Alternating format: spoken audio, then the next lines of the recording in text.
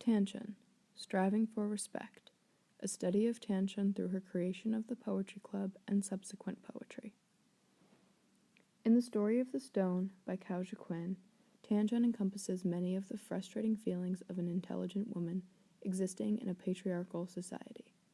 As an intellectual, Tanchun understands obscure literary allusions, explains the history of the Buddhist religion, and is an extraordinary poet. Her intelligence also has made her keenly aware of her place as a female in society. Throughout the novel, her academic prowess, especially when it comes to poetry, is questioned by those around her. She often becomes disappointed when she is not treated as the intelligent, capable woman that she knows herself to be. In the beginning of the novel, she struggles with the ability to communicate this desire for scholarly respect. But in Chapter 38 of Volume 2, she discovers the solution. She writes a letter to her friends within the Grandview Garden, proposing the idea of joining together to create a poetry club. Through Tanchun's initiation of the club, she demonstrates her internal desire to be respected as both an intellectual and a proper woman. Her poems that follow demonstrate she is entirely deserving of this respect. Tanchun begins her invitation to Bao Yu, her half-brother, by describing her desire for a club where, quote, the fleeting inspirations of an idle hour might often be perpetuated in the imperishable masterpieces of verse, end quote. She wants to create a space in which she can express her poetic prowess while staying within the bounds of what is acceptable for a woman of her time. Many of her frustrations come from this conflict of containing both an aspiration to be recognized for her intelligence and the desire to be seen as a proper woman, which requires her to be humble and quiet.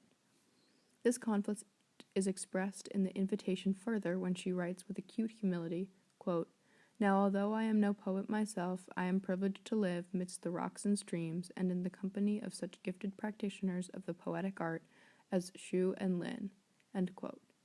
Tanchun hides her passion for the poetry club behind a veil of modesty.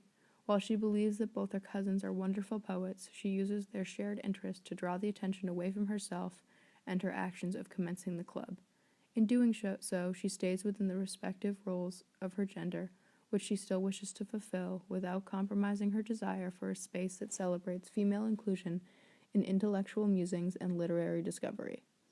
The balancing of this internal clash is most evident in the letter when Tanchun states, quote, why should the founding of poetry clubs be the sole prerogative of the whiskered male, and female versicators allowed a voice in the tunable concert of the muses only when some enlightened patriarch sees fit to invite them? Tanchun is discontent that the beautiful art form of poetry is reserved for the realm of old men in society. Furthermore, she is disappointed that a woman's beautiful verses will only be praised if a man decides to give them visibility. By initiating the poetry club, Tanchun hopes to create a space that widens the world women can exist respectfully within. The creation of the club allows her to reconcile her conflicting desires while enabling her to focus on fabricating intricate verses. The invitation is received with outstanding excitement, and the Crab Flower Club is formed. In Tanchun's eyes, poetry is a form of literature that is to be shared amongst all. She believes that through intellect and emotional intelligence, women can create verses deserving of equal praise to that of a whiskered male. She believes this because she is able to do so in her own poetry. At the first formal meeting of the Crab Flower Club, a prompt is proposed which calls for members to write on different titles of chrysanthemums. Tanchun chooses, quote, wearing the chrysanthemums and, quote, the death of the chrysanthemums. In these two poems, she demonstrates her simple observational style, mixed with the subtle inclusion of philosophical perception that reflects the work of famous Chinese poet Tao Qian. He was known for his verses that describe understated moments in acute, observant detail at a time that preferred ornate and frivolous descriptions. Tao Qian became famous for a literary approach similar to a style that, hundreds of years later, would be praised, studied, and advanced as Tang-style poetry. He was well regarded for his, quote, warm appreciation of life, his moral rectitude, his philosophical insights, as well as the truthfulness of his sentiments and the freshness of his nature images, end quote. It is believed in China that one can grasp the essence of a superior author through a close reading of their poetry. In the following poems, Tanchun channels this highly regarded style of Tao Qian while providing a lens into her personality which seamlessly blends her intellect and reserved nature. Tanchun's first poem, Wearing the Chrysanthemums, pictured here, argues that the chrysanthemum's beauty is misunderstood by most who gaze upon them. In the second line, she discusses the effort behind creating such a beautiful flower while simultaneously implying the intricate nature of the flower's composition. This line demonstrates her ability to provide simple description that offers an insightful interpretation of an often observed flower.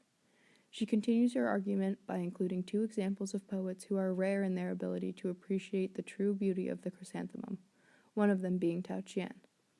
She goes on to reference a direct line from his fourth poem in a series known as Drinking Wine, 4 Selections, which exhibits Tanchun's influence on her poetry. She writes, quote, "Chill dew of autumn pearls the other's hair," end quote, while Tanchun writes, quote, "Autumn chrysanthemums have beautiful color. With dew in my clothes, I pluck their flowers," end quote. These references demonstrate Tanchun's strong intellect and her keen ability to convey meaning through her poetry. Though through the inclusion of these lines, she proves her academic nature by exhibiting her researched knowledge of poetry. Additionally, she demonstrates the revered poet's rare relationship to chrysanthemums by giving their own poetry as proof.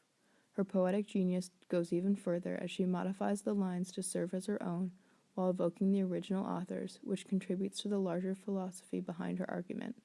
The final lines solidify her point of view when she states, "The vulgar crowd, which nothing understands, stops in the street and, jeering, claps its hands," end quote. Here she shows that the beauty of the chrysanthemums must be appreciated through intricate observation, as shown by the poet's relationship to their beauty, not by loud appraisal, as shown by her judgment of the crowd's reaction. This philosophical argument displays Tanchun's harmonious relationship to nature, and her personality as someone who appreciates beauty with a quiet and attentive attitude, a trait one can see in her poetry that Tanchun possessed as well. Her style signifies her ability to create verses that rival those of well-regarded males while simultaneously fulfilling her desire to uphold the traits valued in women at the time. The first poem is eloquently coupled with the second title she chooses, quote, "The Death of the Chrysanthemums," end quote, in which she writes of the natural end to the flower's bloom. This poem, pictured here, provides an even clearer demonstration of her ability to describe a simple moment with effortless beauty while providing philosophical insight. Her lines focus on the shift from autumn to winter, marking the death of the flowers. She demonstrates the shift by choosing to describe a liminal moment for the flowers, shown in the line, quote, "Their perfume lingering, but their gold hue dimmed," end quote. She uses the hidden cricket and flying geese to convey the moment where crickets can still be heard, yet the birds have begun to migrate. The ability to represent the transient nature of the shift between seasons represents many facets of Tanchun. First, it shows her incredible artistry, for she uses intricate images to recreate the moment.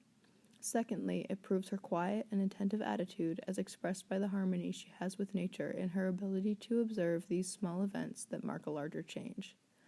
Thirdly, it is a perfect representation of her capability to channel Tanchun by using simple, graceful moments to highlight a larger philosophical theme of transience within the poem.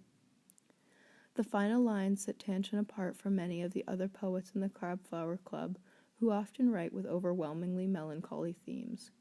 Her ability to move beyond the sadness associated with the death of an elaborate flower and to find a deeper beauty in the essence of change is what proves her poetic quality to the verses of A Whiskered Male.